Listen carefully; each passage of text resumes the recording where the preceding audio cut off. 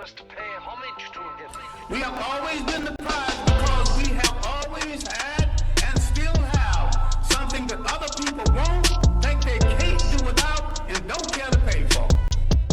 Because we have always been the prize, we have been under siege for over 3,000 years. Nothing that ever brought into Africa from the outside was meant to do the Africans any good. She made me to know my history, to know my roots. So I grew up with a love for myself and secure within myself, never feeling inferior and certainly not feeling superior, but that chip on the shoulder that the young lady spoke about is my self-assurance, my confidence, my ability to speak the truth without fear.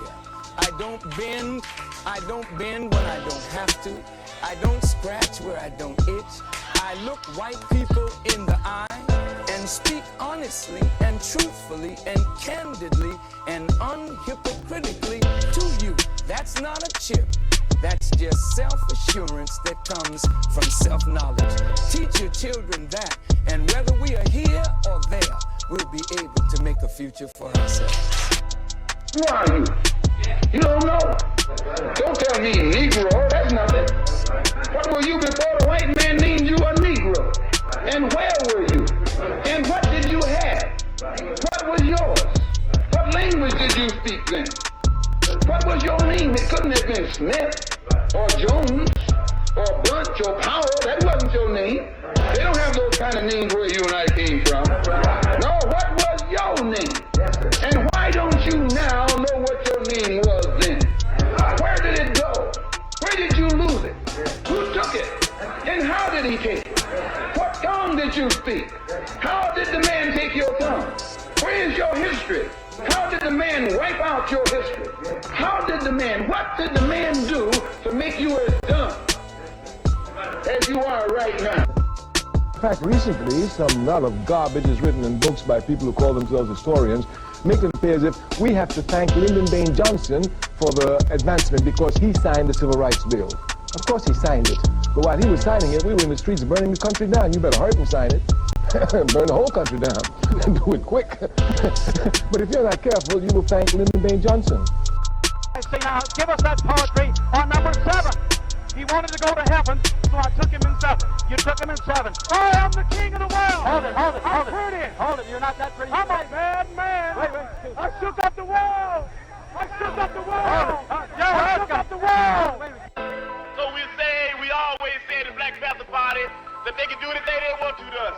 We might not be back. I might be in jail. I might be anywhere. But when I leave, you can remember I said with the last words on my lips, I am a revolutionary. Greetings and welcome to another episode of the Melanated Power Hour. I'm your host, Sam Polk Jr. So honored, so thankful, so blessed to have you back with us one more time as we discuss issues pertinent to the African diaspora. And once again, for those who are new to the show, the African diaspora is anywhere that black people may be, whether it be Jackson, Mississippi, Nashville, Tennessee, Haiti, Puerto Rico, Barbados, you name it. We recognize those places as our homes away from home, but we also recognize the fact that we are indeed African, and the continent of Africa is our home indeed. I am joined again by the man, the myth, the legend, the funniest man I know, comedian Just Will. What say you, my brother? What's going on, my brother? Man, it's another day of education. I cannot wait to talk about this topic tonight. Just want to, get into it, man, and see what's going on. And just, man, you know what? How you been doing, my brother? I can't complain. Every day on top of the ground is better than any day in the ground, so I won't complain. I just keep on pushing. How about you? I'll keep pushing, man, and we definitely got to keep pushing, especially with this new election that just came through, man. Absolutely. I want to ask you a question, though, man, because a lot of people they know what we do here on Wednesday nights, man, and for some reason they come to me now and they ask me a lot of questions, and I'm ashamed to say that there's a lot of subjects that I just really don't have the answer for. I don't. And one in particular, which is why I wanted to ask you this on the air, Herschel Walker. Yeah. What should we think about this, brother? can I jump back to Herschel? Yeah, In yeah. just a second, real quick, just in light of the midterm elections, I want to give a couple shout outs if I can. I ain't gonna be able to touch everybody, but for the sake of time, but I really wanted to shout out a couple people in particular. The first I wanted to shout out is a frat brother of mine, Wes Moore, and Wes Moore was elected, believe it or not, the first ever African American governor of the state of Maryland. So this is very historic, and we also can use this as proof that your vote does count, and that you need to go out and vote whenever we have elections, not just if it's a presidential one. Also, this is historic because he becomes the first African American man or woman to hold a statewide elected position in Maryland, period. And what that actually means is that in the state of Maryland, they have 3 seats that are the only 3 seats that are elected statewide. You understand what I'm saying? Where everybody votes, and that's Right. the governor, the comptroller, and the attorney general. Well, Wes Moore won the governorship. Keep in mind that since 1869, since the history of the state of Maryland began, no African American man or woman ever sat in any of these seats, not once. Well, Wes Moore was elected to the governor's seat, but also Brooke Lyman was elected to the comptroller's seat, and a woman of Indian descent was elected to the attorney general. So this is the first time since 1869 that a white man did not sit in at least one of those seats. So an African American sits in 2 of the 3, and the third is a minority.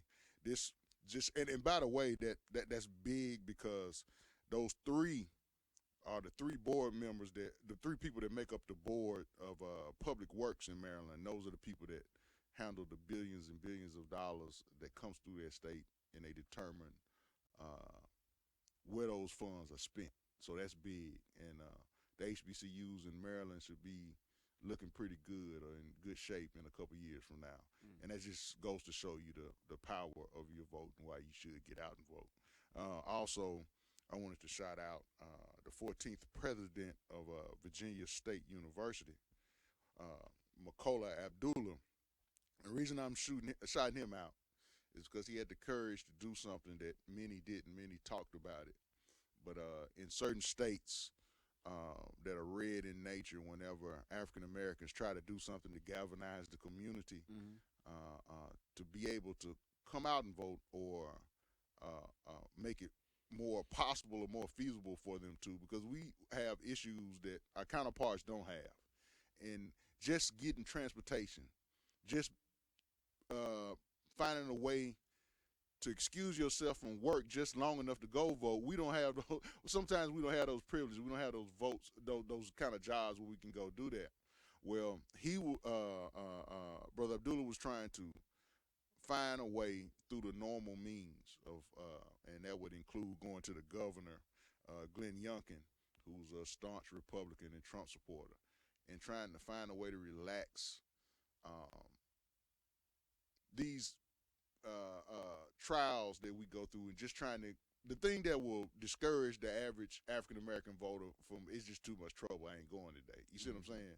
Well, when he was turned down by the governor, what he did as the president of VSU, he declared election day a holiday for the school, and he gave the students the day off. In fact, he closed the entire school so that its professors and staff could go vote, including the students. And I thought that took a lot of courage and a lot of bravery in light of the fact that it is a state university. He knew after it was over with, he'd probably have to answer for that. You understand what I'm saying? Right. And I think that should be mentioned whenever we stand up with courage and bravery to fight in any way that we can, especially in this one, voting, with so many of our ancestors fought and died to give us that right. I think they should be mentioned. Right. And go look those 2 brothers up, Wes Moore and Brother Makola Abdullah, the 14th president of Virginia State University. The Trojans, I remember fondly playing against them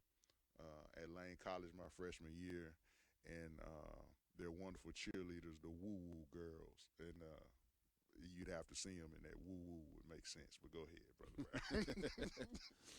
Now, well, like I was saying earlier, before you brought those brothers up, a lot of people been asking me, man, should we be cheering for Herschel? Should we, be mad at him? Mm-hmm. And like I said, I didn't really have an answer for that because I wasn't really keeping up with this election. Okay. And like I said, shame on me because I didn't do my research. But I was wondering, what should we think about this brother? Okay. Let me be objective. Okay. And answer those questions without putting my personal opinion. I get to my personal opinion toward the end of it. But many of us, especially people like you and I who love sports, football in general, Herschel Walker's name is not only does it ring in our heads when we hear it, you think of football. And I know I'm a Cowboy fan, so yeah. Absolutely.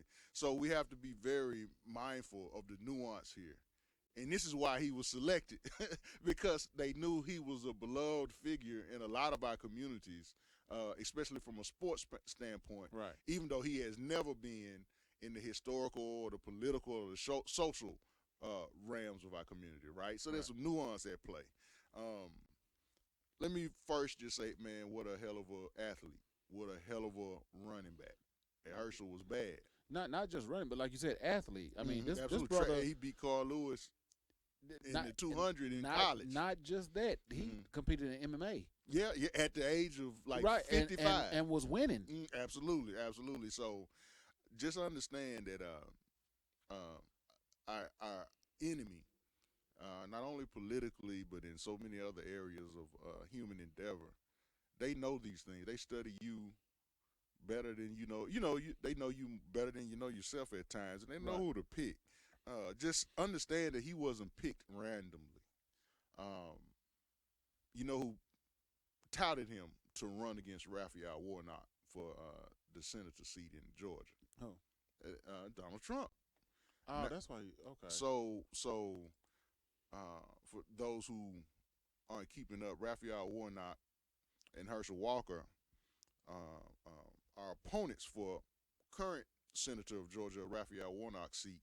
And he is the current pastor of Martin Luther King's old church, right? Very historical election for the first time in the history of a state like Georgia. A black man was sent to that seat. You understand what I'm saying? 2 years later, they are trying to get him out of there. But because of the demographic changes in that region, just like in so many other places in this country, they've learned a new strategy. And what is that strategy? You find somebody that looks like them. Not only do you find somebody that look like them, find somebody that's beloved of among them. You understand what I'm saying? Right. And put him up for it, and he'll just do what we tell him to do, and they'll think everything's good because a black man been elected, right? Well, Herschel Walker politically is aligned with what Donald Trump has been since 1984. I'm gonna explain why. And the connection will make sense. I don't know if you was keeping up with football back then, Brother Brown, but I remember this like it was yesterday. When Herschel Walker was the baddest thing smoking in college football, right? He was one of the first people that wanted to leave college football early during his junior year and play in the NFL, so he could make a living. Right. At this time, 82, 83, 84, that was something that the NFL did not allow. So Herschel Walker, trying to find a way to beat the system, he signed with an agent who said that he could get him on a team. And, of course, that wasn't true.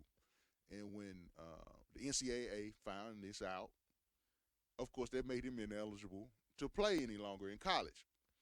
So the owner of a football team called the New Jersey Generals in New Jersey, a team that was a part of the now defunct USFL. I think they may have brought them back, the United States Football League. Well, at that time, it was pretty competitive, or it was about to be pretty competitive with the NFL for the reason I'm finna tell you. Donald Trump said the USFL doesn't have such a rule. You can come your junior year if you desire, if you're good enough, right? So he signed him to his New Jersey Generals team, where he lit that league on fire. I'll often tell people that probably one of the reasons he's not in the Hall of Fame because they ran him to death in the USFL. Also at Georgia, but I mean, he was everything that you might think of a Jim Brown or Walter Payton. He was that for the USFL. Now, did you ever see any of those games? Hell yeah, I watched them all just about if they came on TV, and it was must-see TV back then. And those games would be on like in the summer before the NFL, so it wasn't interrupting anything. But Donald Trump had a master plan, and his master plan was he wanted and came damn near close to it. He wanted the USFL to merge with the NFL because he was about to buy and own the entire league, the USFL. When that fell through, he tried to merge his New Jersey Generals team with the NFL as an expansion team, right? And came pretty damn close to it. And the only reason the NFL would have considered it is because for a brief second or two in history, the USFL was kicking the NFL's ass. Why? Because it was stealing all of their number one draft picks. And why do you think that is? Because they could come out early and go play. Warren Moon, Jim Kelly, Steve Young, Herschel Walker, the list goes on and on. They left college and when they were juniors and went to the USFL. And they was the most exciting show in town. So it forced the NFL to change their rules and allow juniors, and the second they did that, the USFL was over. But Donald Trump is one of those kind of guys where, hey, I'll do something for and keep in mind he made for a man that's worth anywhere between $60 to $65 million to this day. He's 60 years old. He has Donald Trump to thank for that because his career could have been literally over. What would he have done? He couldn't have went back. You see what I'm saying? So he kind of owes him. You know what I mean? And Donald Trump is the kind of man like the Godfather. When I owe you, you know what I'm saying? He came and collect that favor. Absolutely. The same reason you may ask yourself, why does Don King and Mike Tyson always support Trump? Well, ask yourself the question: those Michael Spinks fights and all that kind of stuff in the '80s. Where were they at? They were at Trump Tower, and he didn't charge them a damn thing. Now, how much does the MGM cost to rent out? Just think about that. Well, there came a time where he wanted to collect on those favors. You understand? And then at this juncture, he needed somebody in Georgia. And if you think about it, it's ridiculous. But think about it: the two most famous citizens of Georgia are Jimmy Carter and Herschel Walker. One was a president of the United States, and the other one played football. Now, just think about that. You know what I'm saying? Black people, white people, everybody has a respect for Herschel Walker because outside of last year, he was not only the last time they won a national championship was when he was there. You know what I'm saying? Right. Like a 30-something year, 40-something year drought. So he can literally do whatever he wants to in Georgia. You understand what I'm saying? So they picked the right guy. The thing is, black people, you have to be answer to that question is how does you feel about Herschel Walker? What are you talking about? Are you talking about his football career or are you talking about his budgeting political career? Because if you're talking about his political career, you should feel the same way you feel about Donald Trump. You should feel that way about him because that's Donald Trump's mouthpiece. And not a good one either. He's even worse and even more buffoonish than Donald Trump when you just listen to him. He made a comment the other day that the United States was he said America was the greatest country in the United States or some shit. He said, it's just ridiculous, man. But anyway, when you mature politically, you understand that just because you like somebody, like because they make good music, like a Kanye, who ran for office and walked, wears a Donald Trump hat, that it ain't got nothing to do with like. It has to do with how does this benefit me? And when we make demands of this person, if we give them their vote, you're going to have to answer to me for it. You understand what I'm saying? This is what's important. Now, also understand when you're looking at things, have the maturity and the ability to spy certain nuances that don't make sense. In other words, we value things, clothing, jewelry, material that are made for a certain segment of the population. Say, for instance, you know they do have such a thing as like $2,000 pair of jeans, right? Have you ever heard of those? Yeah. Okay, they usually make those for a European consumer or a white consumer, right? But we as African Americans somehow think that spending that ridiculous amount of money on these pair of jeans says something about us personally. That the minute we put it on, we become somehow better, or they look at us in a certain way that becomes advantageous to us. And this is certainly not true, right? But when you spot a black person like that first of all has the money to go buy those $2,000 pair of jeans, but when they put them on, the first thing that becomes evidently clear that them goddamn jeans wasn't made for you. The booty too narrow, the thighs it don't fit your ass, right? Right. So when you see him walking around with a pair of them jeans, it should stand out like a mule eating a cookie to you. You know what I'm saying? Something about that ain't right. So I'm going to go with the brother where everything seems to be in order. You understand what I'm saying? Be politically savvy. I care less in this instance how many touchdowns he scored or how many yards he rushed for. He's not fit to represent me if I lived in that state and I could vote in that runoff, right? But I encourage anybody that's listening that may live in the state of Georgia, black or white. The runoff election, I do believe, is December the 6th, because the election right now, and we're several days past the election night, it's too close to call. I think Raphael Warnock has a slight lead of maybe 40,000 votes, and you might think, wow, that's a lot. When you're talking about millions of people, that 40,000 lead is less than 1%, so it's too close to call, meaning we could count these votes over and it may be closer or he might have lost. You understand what I'm saying? Right. But the thing is to stay motivated and understand that they're going to throw every obstacle in your way, especially in African-American communities, to make it harder for you to come back out and vote. So stay steadfast, stay vigilant. You do not want number 34 as your senator. I'm just telling you that now. You ain't got to like what I said. I ain't critiqued his football at all. I'm talking about his political acumen, and to understand that he does not have your best interests at heart. He's there to do the bidding of Donald Trump and all the Trumpians. I hope that answered that question. Well, you answered that as clear as we can ask for. So, I also wanted to ask you, man, because we was talking about political views and everything of that nature, man, and just did you watch any of these elections and some of the speeches and everything? That's a guilty pleasure for me. When it's an election night, I'm gonna stay up all night watching MSNBC, CNN, keeping up with the national scope, not just my state, but everything that's going on, and how many African Americans got elected to new positions, how many of them, the incumbents that kept theirs, who's winning in terms of the majorities in the House and the Senate. I love all of that. I'm a political junkie, so yes.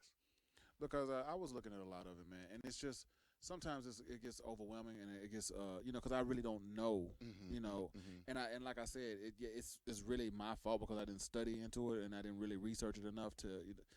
And it's something that we should care about, because I heard somebody the other day, they said, well, I don't even know what we're voting for. I'm not going to vote. You know what I'm saying? Yeah, so, and when you hear things like that, and I've been guilty of that. I've been guilty of that in the past. So I have too. It's one of those things, man. It's like, man. I know better. And there have been times when I was like, it's just too cold, or I don't feel like it. But once you mature, as you have obviously gotten to that political maturity, that you know it's something that's important enough to partake in. That's the important thing. It ain't when you started, it's that you got started. But go ahead, what was your question? Well, and that's the thing, man. Like, for somebody on the outside looking in, and this is another question I'm actually asking for somebody else, because they said, well, how do you get started? Like, because one brother, he asked me, he said, look, I want to make sure that I do the right thing, Mm-hmm. but I don't know what the right thing is. I don't know, he's just like, how does he research it?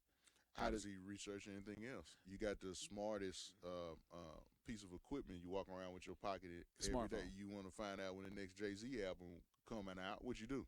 You look it up. Look them people up that's on the ticket, on the ballot, and make a personal decision who's best for you. It could be Republican, Democrat, what have you, third party, what benefits you, and everybody feels ownership of the presidential race.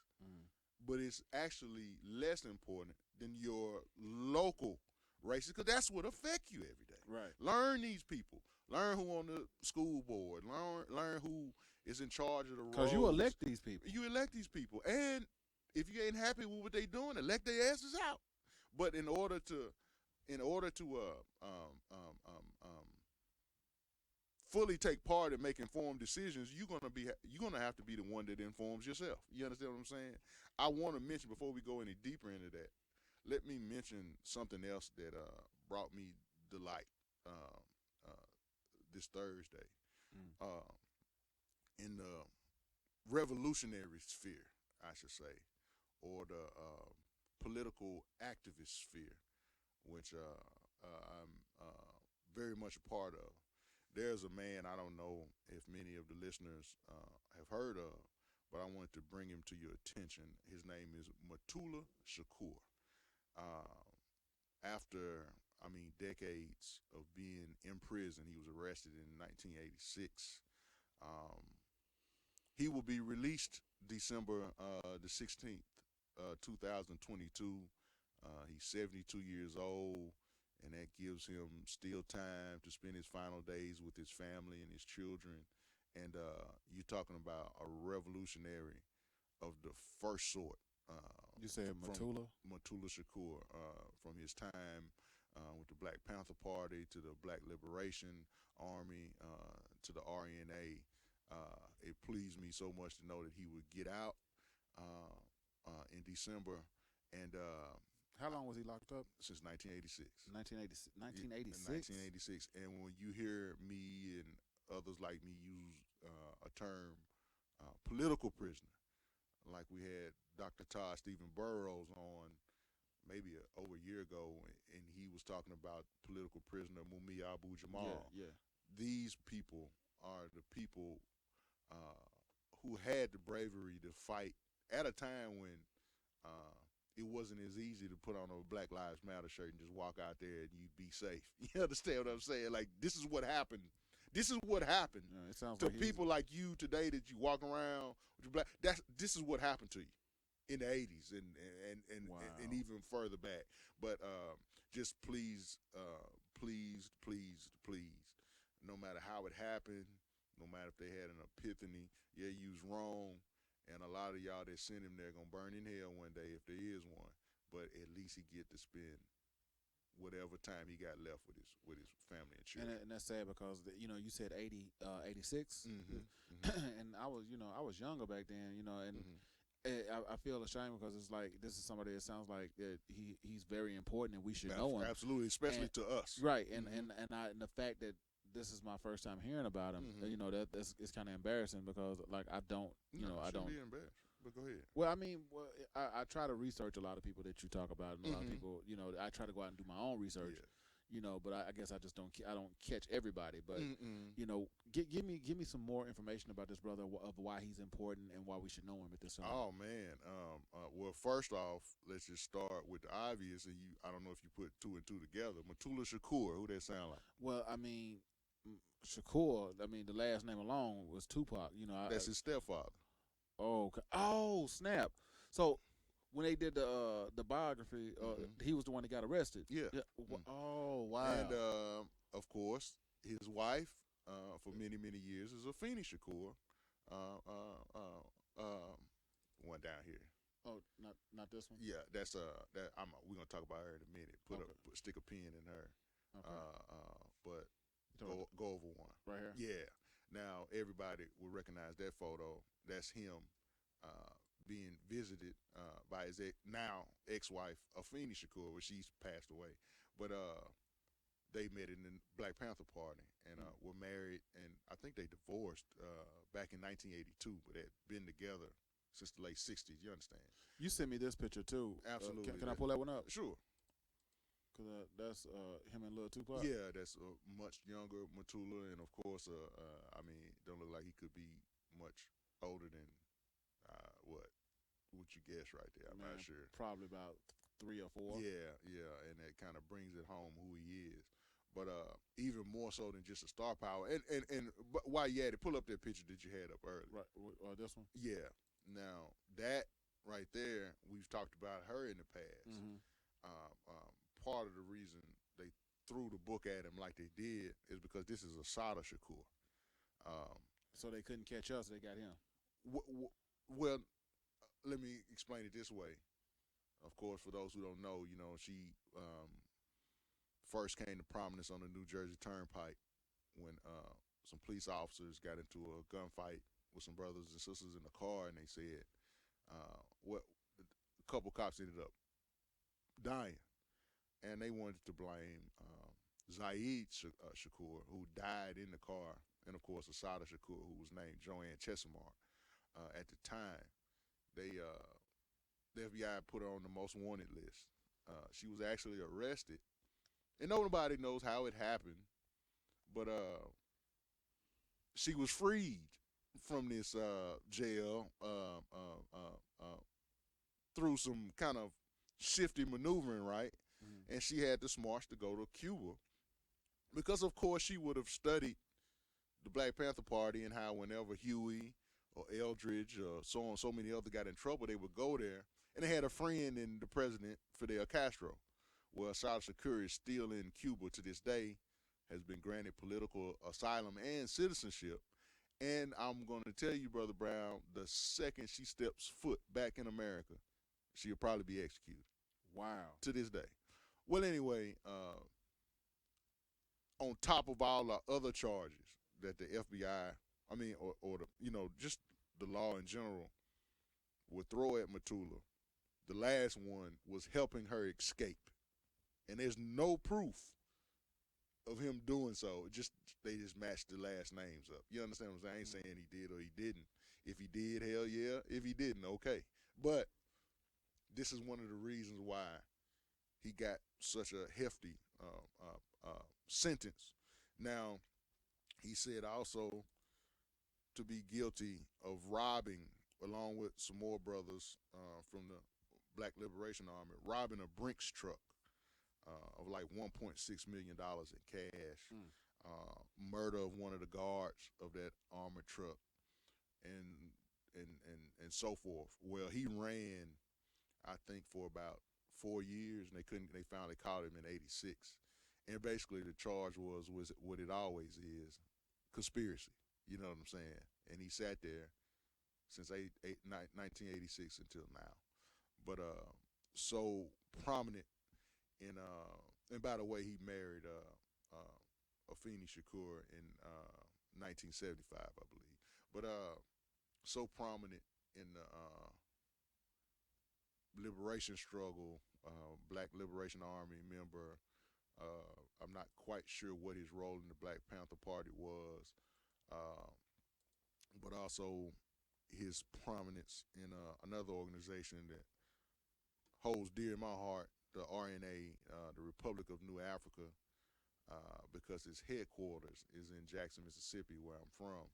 And basically what their stance is, they want, and that ain't all of them right there in that picture, that I did a horrible job of cropping that, but they basically, at the time of its inception, they wanted to somehow get the government to give them several southern states where black people could live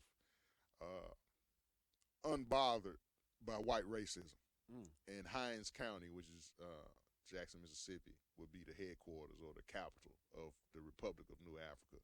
And it is something that people still fight for this day. And people don't know that Afeni Shakur and young Tupac were members of this organization after the Black Panther Party disbanded. But not to keep going on and on, it just pleased me that he will be released with some time to spend on the outside with his family when that doesn't happen very often.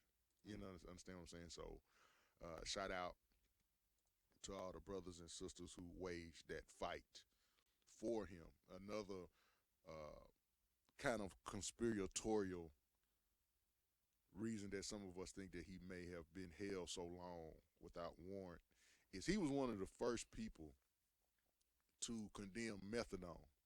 And this is very important because in the early 80s when he was arrested, that's when crack hit our communities bad, right? Right. I'm not a medical professional at all, so I'm not making a judgment one way or the other, but I've heard a lot of people who are say that methadone is actually worse than crack, and that's the drug that they use to get you off of crack as the substitute. From the very beginning, Mutulu Shakur was totally against it. Now, keep in mind, he is a licensed acupuncture, and he's called Dr. Mutulu Shakur. So he used to treat these kind of patients with acupuncture, and from all that I've heard and read about, he had a very high success rate without using the methadone. And he was supposed to be his acupuncture program. I cannot remember what it was called. I may think of it before the end of the episode. He was going to get like $1 million in funding to incorporate that into his program. He said no, and they withdrew the funding. And I think that was some of the motivation for him, if he did or if he didn't rob that Brinks truck, to get that $1 million back. But that's just revolutionary thinking. You understand what I'm saying? But not to belabor the point. Glad he will be free in December. But go ahead. A lot of people, and we're moving on just for the second time of the show. A lot of people don't know that you like to travel a lot in search of African American history, and you go somewhere almost like every other weekend or whatnot. Sure. Where are you going this weekend? This weekend, guilty pleasure mixed with working, hunting history. I will be in Lorman, Mississippi. Lorman, Mississippi. Yeah, and that's the home of Alcorn State University. We call it the reservation. And just like so many other places in the Deep South, it's just chock full of history. And I'll be down there trying to hunt some stuff. I'm going to leave out a little early and try to hunt some of those things, get some photos, maybe some video, and definitely just love paying homage and saying, hey, my feet walk this earth, or that I'm actually talking about. I've been there. It adds validity and credibility to you as a quote-unquote historian, if you can say, I've seen these places, I've been here. Why It even give me the ability to say, you can't tell me you ain't been there. I've been there. You know what I'm saying? Why is this place important in history, though? So many reasons. Lorman, Mississippi, or Jefferson County is home. And the reason I ask that is because like it just don't like for instance Jefferson Street. Sure. You know, with the Green Book and everything.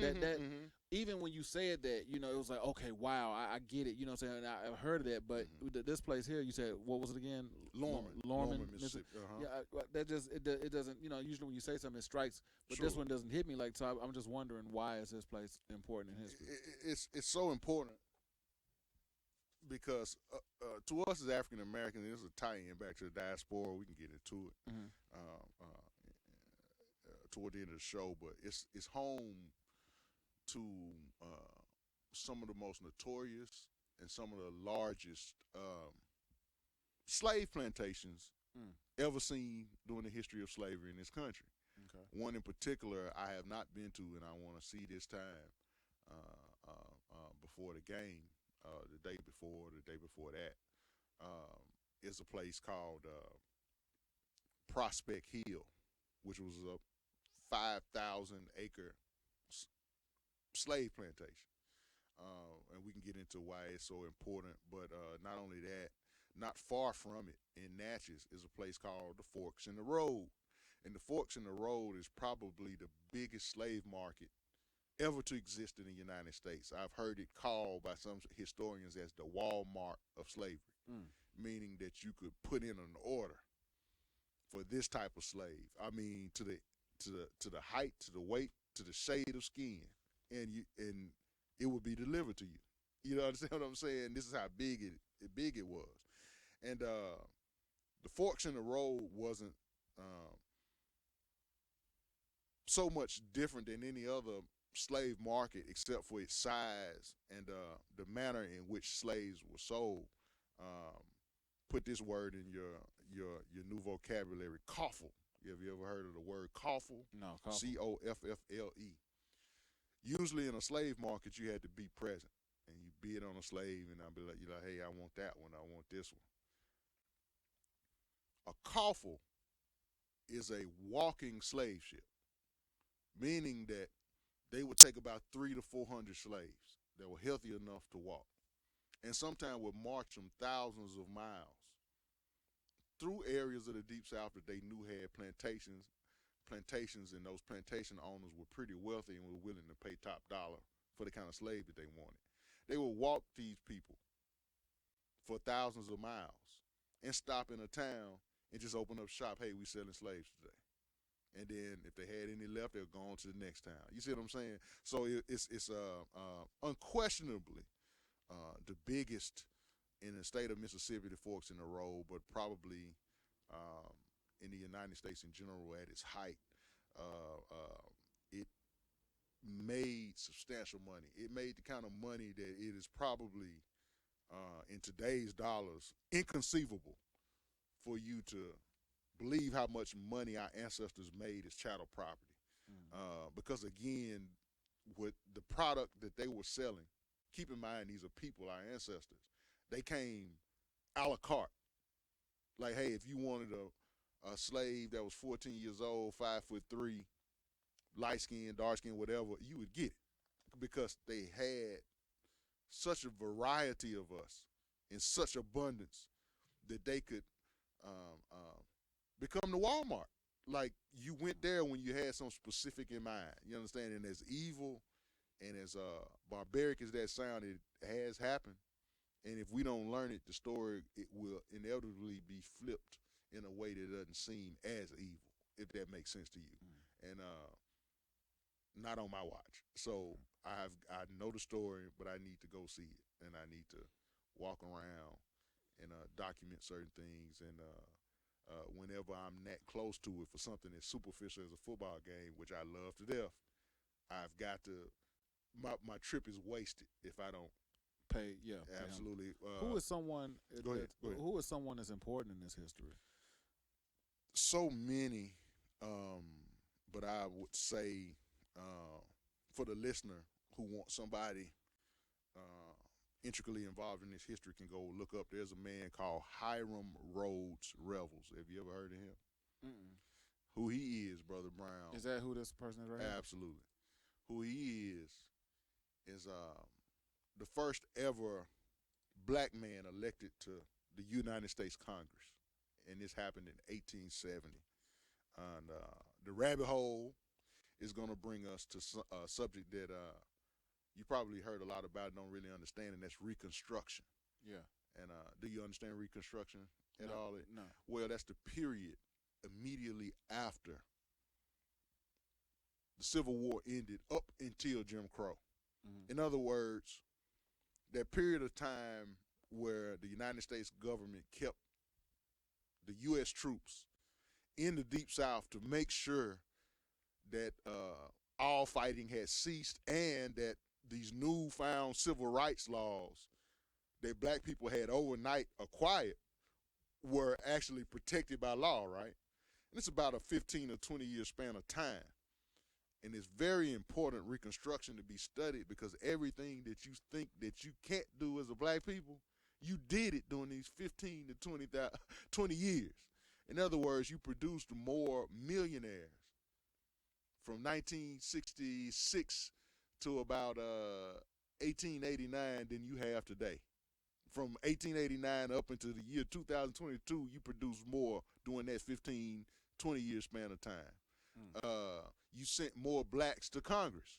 As Brother Revels was the first, there will be 15 more to follow within the decade and even more. And imagine where it would have been today if it wasn't ended. You understand what I'm saying? And in other words, we own stores, we own businesses, and not because people separated us because we just wanted to. We sent our brothers and sisters to the United States Congress, to local government, We elected him with our votes, because at the time we could vote and run for office. And what happened, the United States government foolishly say, oh, well, it's been 15 to 20 years. Everything's all right. Look like the whites and the niggas are getting along. I'm going to bring my troops on out of there. What happened the second them troops left? Jim Crow. You understand? And order was restored in terms of the antebellum South, meaning, in other words, we cannot continue slavery, but what we can do is keep the former slave in its place and acting the way we want it to act. We're going to exclude them from school. We're going to exclude them from politics, government, so on and so forth. And that began what is called in African-American history the nadir, or our period of nadir, which meant the lowest we had ever been, even including slavery. So just ponder that for a minute. The time of Jim Crow, immediately after slavery up until the beginning of the civil rights era, not the civil rights era itself, but in its beginning stages, was the worst time that we had ever experienced in this country. And Lorman plays an integral part of that because it sent our first representative to Congress back in 1870. What else is important about Brother Revels, Hiram Rose Revels, is that when he got elected, it took about 5 years for him to actually get the oath of office read. And the reason why is because, of course, the Democratic Party, and let me just say this before I mention this because people will inevitably forget that anything ever happened before they were born, so they will argue with you on terms that they don't fully understand. When you hear Democrat, don't use your thinking currently. Your 2022 mind tells you that a Democrat is a friendly, right? It's and the an ally, Republican is the enemy. Right. Well, in this time period we talking about, the Democratic Party was the party of the white Southerner, and it tried to protect and uphold as closely as it could everything that they enjoyed during slavery, after slavery. So just understand that, and understand that when you hear these people like a Hiram Rhodes or a Robert Smalls, who we talked about on the show, that's the guy that took the boat, if you remember that episode. Yeah. He would join him in Congress pretty soon thereafter. But all of these people were formerly enslaved persons who rose to this level based off of hard work and education. You can do it too, but in other words, the actual Democratic Party at this time it reversed. You understand what I'm saying? It reversed in terms of your lifespan because of Kennedy and later on Lyndon Baines Johnson specifically signing the Civil Rights Act. And Republicans, Democrats were like, hey, well, hell, we don't want to be a part of this no more. You know what I'm saying? So they switched to Republican and vice versa. But back then, the Republican Party was the party of Lincoln, who, of course, they erroneously say he freed the slaves. He did not. He signed the Emancipation Proclamation, but you freed yourself through struggle. But anyway, brothers like Revels and Robert Smalls were indeed Republicans, but it meant something different. Also, I'd be remiss if I didn't mention, when you hear about your brothers like a Charles Evers or Medgar Evers being Republican, before you open your mouth and show the world how big of a fool you are, just at least study history and understanding that even though they died or were in the land of the living during your lifetime and they had that R by their name, just understand why. Some of them just didn't change. You see what I'm saying? They had been in it so long, they just didn't see a point of changing over. So just there's nuance to it. You understand? But a lot of people do the same thing and won't even acknowledge it. Sure. Even with church. Sure, absolutely. I've been a Christian all my life, or I've been Pentecostal, I've been Baptist. So you do for no other reason than it's comfortable to you. Right. Yeah. So Hiram, when he got to Congress, for 5 years they fought him actually taking the oath and sitting down, and it's real interesting that they came from the legal standpoint, went all the way to the Supreme Court. They argued that at the time of his election, 1870, he had only been freed, or black people had only been freed for 5 years, right? Right.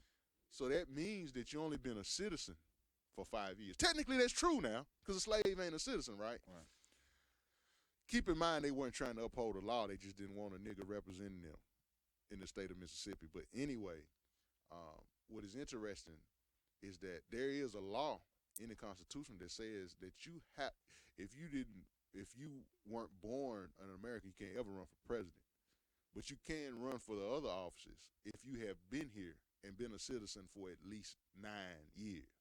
So that Hiram misses it by 4 years. But anyway, they fight it, and eventually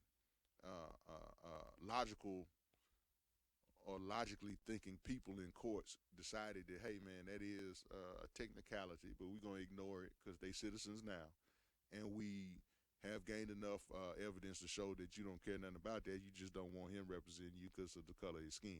So he was able to be, he didn't take his seat until after 5 years after. Just think about that.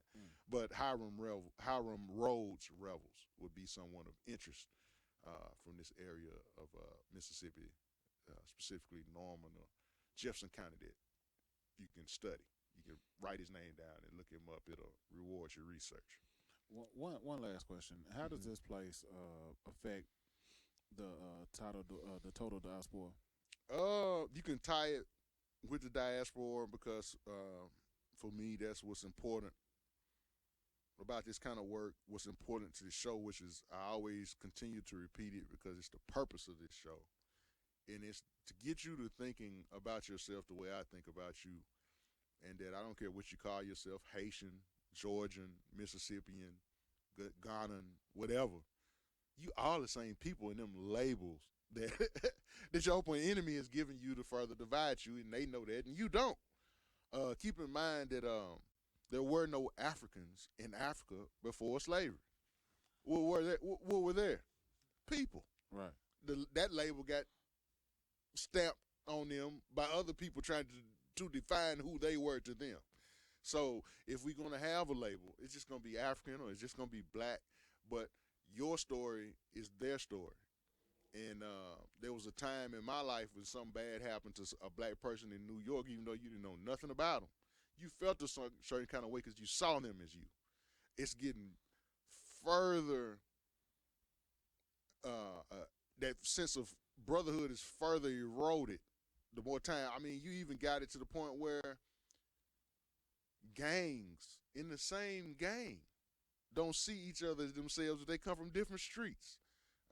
Hip hop, if you from a different culture, I mean, it's a sickness that we need to get a hold of before it gets too far out. But I see us all as the same, and instead of just talking about Africa or Haiti or Jamaica or Nashville, Tennessee, let's talk about the diaspora.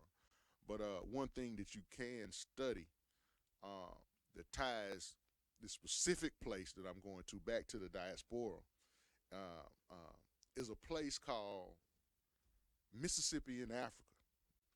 And that is a place. Do you want to guess where that place is? Where is that? It's in Africa. It's in Liberia. You want to know how it got there? Yeah, how? Well, on this plantation I talked about at the beginning, Prospect Hill, a 5,000-acre slave plantation, or as I should more correctly say, 5,000-acre place where enslaved persons were held against their will. It was founded by a man named Isaac Ross. Keep in mind, I gotta say this because I know it's gonna happen. I know that if you haven't been well informed enough to have this argument, somebody will convince you otherwise. But let me just say this first, that there ain't no slavery that ain't evil. There ain't no form of slavery, even if it's less benign than this one. Even if your owner allowed you to learn how to read, even if your owner sanctioned marriage on the plantation, even if your owner invited one or two of y'all to dinner on Sunday and you could eat at his table, there ain't no form of slavery that's evil, right?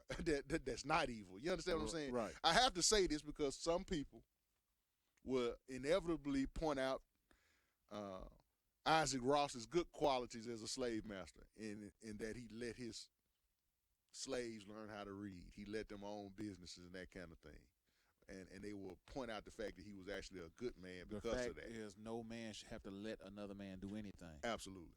And I just had to put that in there before we got to talking about him, because inevitably there's going to be about 70% of people listening to me that hadn't heard of him, and probably about 5% that have, and they will argue that he was a good man and he wasn't an evil man, okay? So I'm going to get that out of the way. But Isaac Ross is the owner of Prospect Hill Plantation, and he taught a lot of his slaves how to read, how to write, how to run businesses. Why? To make him more money. Mm-hmm. It's just that simple.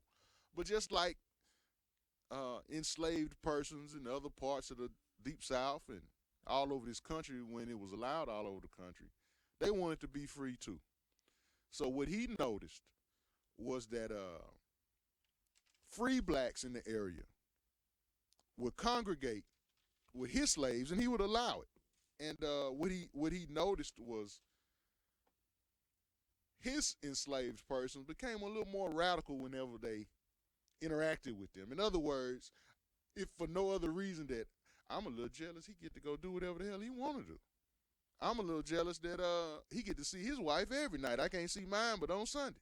I'm a little jealous that he wearing a mighty fine suit of clothes and he can just go anywhere. You know, I want some of that. So when certain family members started to be poisoned and die off because you in the kitchen cooking for them, what he decided was that maybe this slavery thing ain't such a good idea. I done got rich. Let me find another chapter of my life, because without this type of economy, the slave economy, because my great-great-grandchildren will have more money than they will ever need, right? Right. So he co-founded this organization called the American Colonization Society. Now, this is important in history because this is the first time that pro-slavery slave owners and anti-slave abolitionists worked together. And this is why. What they wanted to do was round up, or quote-unquote ask, all the free blacks, hey, man, as evil as you getting treated in this country, you got freedom, but it's a third-class citizenship type freedom, right? Meaning that your papers could be ripped up and you could be sold back into slavery at any time, because just being honest, no white man respects that, what's on that paper. You understand what I'm saying? How would you like to go back to Africa? Now, if you did that with African Americans today, I would assume the overwhelming majority will feel more comfortable here, even with its hardships. Taking your modern thinking cap off and going back into this time period, these people, some of them were born in Africa and were captured and brought here. Some of their parents were born there and captured here and brought here. So they have some ideas of Africa that ain't like the pessimistic kind that you may have. They, hell yeah, I want to get out of here. I can be lynched every day. I'm getting whipped and beaten. So the anti-slavery people said, well, if you can get the free blacks and a large number of enslaved people and send them back to their home country, at least they'll be free. And we'll go to heaven one day because we're good Christians, and we did that. The pro-slavery people, in their mind, I want to take my problem slaves, the ones that just poisoned the fried chicken yesterday and killed my wife. I want to gather them up and send them over to Africa. And then I'll keep the less benign or the more benign. The easy slaves. Yeah. And so they came together, made this pact. They started to ship blacks as early as 1820s over to a country that was carved out by the United States just for this, and that country is Liberia. And if you want to tie in, one of their most vilified presidents, Charles Taylor, in recent history, and when I say recent history, like 15, 20 years. First of all, his name Charles Taylor. How the hell he get that name in Africa?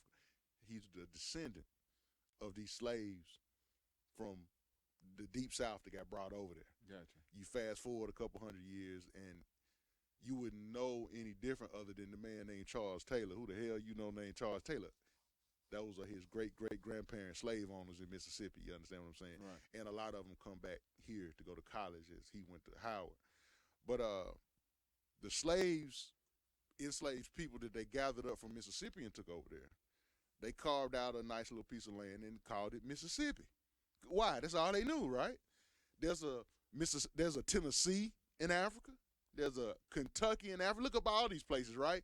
If you're from somewhere that have a name, study Liberia and see if you can find your town there, right? If you had slaves, undoubtedly the American Colonization Society shipped some over there, free or enslaved or both. You understand what I'm saying? The sad part of this story, because every story doesn't have a good ending or a bad ending. Specifically, the slaves from Prospect Hill, very close to Lorimer, Mississippi in Jefferson County, when they got there and they encountered their brothers and sisters from the continent who could not read English or speak English, what do you think they did to them? What do you think? I don't know. They used their education, their ability to read, their ability to speak a language that they didn't speak, their ability to run businesses. They've worked on this plantation so long, they actually know how to operate it because they were the ones operating it, right? That's why this man, Isaac Ross, gave them that certain level of education to be able to do so, right? So when they got over there, this is how they chose to make a living. They enslaved the native-born Africans there and had them working on plantations that they built and harvesting crops and getting no wages for it, right? This created a rift between what they call, even to this day, the Amerigos, like a Charles Taylor, and the native African in Liberia. You understand what I'm saying? Sad chapter in our life, but it has to be studied. This happened. But like in so many other cases in life that you beat yourself up because you think something is your fault, in light of the proper information, you'll see it's not your fault at all, right? But now that we have identified it, it must be corrected. You understand what I'm saying? And if you ever wondered why there's so much animosity between Africans from the continent and here, when they come here, they've been told all their life, don't mix with them people because they evil. They see these videos, they see the movies, they hear the music, they look at us in a certain way that this country wants to portray us. You understand what I'm saying? But they also have close to 200 years worth of historical fact that when we did come there, we did the same thing to them that we were running from. And why? Because we had a superior level of sophistication in terms of a world that we came from and they had no idea about. You understand what I'm saying? And not to be funny, but I end on this note. Brother Brown, you probably find it funny, but everybody that's out there searching for aliens out there in the universe, I guarantee if they are there, they know about you. You just don't have the technology to know about them. And I will point out that there's no episode in history where a more sophisticated, a more technologically advanced people encountered or discovered a less, and it ended well for the less. And the history of the slaves from Prospect Hill going back to Africa and what they did to the natives there is testament to that. You understand what I'm saying? But you got anything else, my brother? I know we coming up on that time. No, that was pretty deep, man, and yeah, I hate that you just killed my thing about aliens. Because you know I love aliens. Yeah, man. they gonna put you in the ass. When they get, real quick, quick book. Let me read the cover. Mississippi in Africa: The Saga of the Slaves of Prospect Hill Plantation and Their Legacy in Liberia Today, by Alan Hoffman. Let me see if I can do it. There you go. Yeah, right there. Shit. Yeah, you go There right we there. go. Okay, Yep. they got it. Mhm. Okay. I didn't bring any, and I forgot my copy of now Governor Westmore's book. I got him to sign it for me in a fraternity function, a convention. But and I don't have a book on Hiram Revels, but one of his counterparts, Bruce K. Blanche, state of Mississippi, also elected to Congress. You can read this. This is a biography on him. The True Story of America's First Black Dynasty, The Senator and the Socialite by Lawrence Otis Graham. And I'm telling you, Brother Brown, I ain't just saying this to make people interested in reading it. There you go. But The Senator and the Socialite, that's Jay-Z and Beyonce 200 years before Jay-Z and Beyonce. They put on for the city, man. You gotta, that'll reward your study if you read that book. Also, from Cottonfield to Schoolfield, African American Education in Mississippi, 1862 to 1875 by Christopher Spann. And forget it, man. You hold it up, man. And the last book, we make jokes and we make jest in terms of a sporting context, you know. Like I want my team to whoop your team and all that kind of stuff. But keep in mind, nuanced here, we promote and love all historically black colleges, and we have done so since the inception of this show, right? I think the second or third episode was about HBCUs, right? Another book, probably the most one individual thing that Longmont, Mississippi is known for is, of course, Alcorn State University. It is the first ever land-grant university. Before Texas A&M, before all these other A&Ms, it was Alcorn A&M. And eventually becomes Alcorn State University, but a good book called Against Great Odds, The History of Alcorn State University. And when Hiram Rose Revels was finished with his political career, guess what? He was hired as the first president of Alcorn State University. That being said, I am also coming to Longmont, Mississippi to watch them get their asses whooped by the school to the north, Juice City by 40. And I'll end with that. Please join us next week. In the words of the great Harriet Tubman, we out.